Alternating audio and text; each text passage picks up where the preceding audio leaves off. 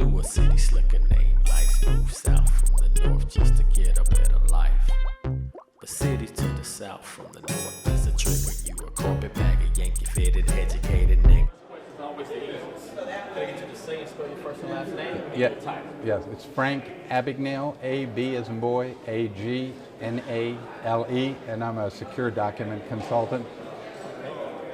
Frank, how did you get your start in this business?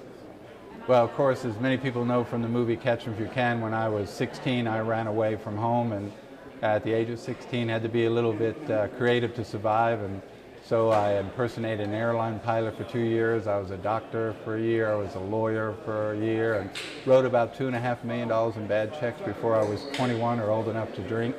I did get caught and served time in French prisons, Swedish prisons, and eventually in the U.S. federal prison.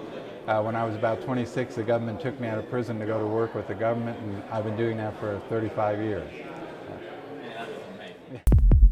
Coffin full of pine, eyes low like my forces. Somebody daughter on my line, really think she important.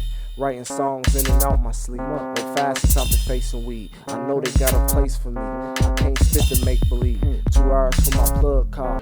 What message would you like to give to people young coming up, you know, and maybe they're going through adversity and having hard times and things like that? And they see this and they want to make themselves better like you. What advice or what would you like to say to them? You know, what advice would you give? Well, I always tell people that, especially young people, that we have this thing in life about life is short, life is actually long, real long.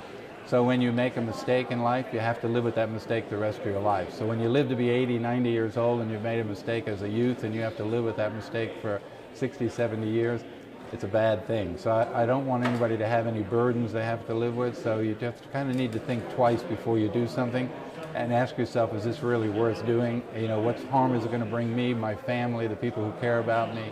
And if you just stop for a second and think twice about it, you wouldn't do it. Most people just act on impulse and then they regret that they made that. So the smartest thing I can tell you is to take a minute or two and just ask yourself, is this really worth it based on the consequences that could happen to me? Excellent. Is there anything else you'd like to say or add that I may not have covered or asked? I think you got it. Thank you so Thank much. you. That was excellent. Right, you have a nice day.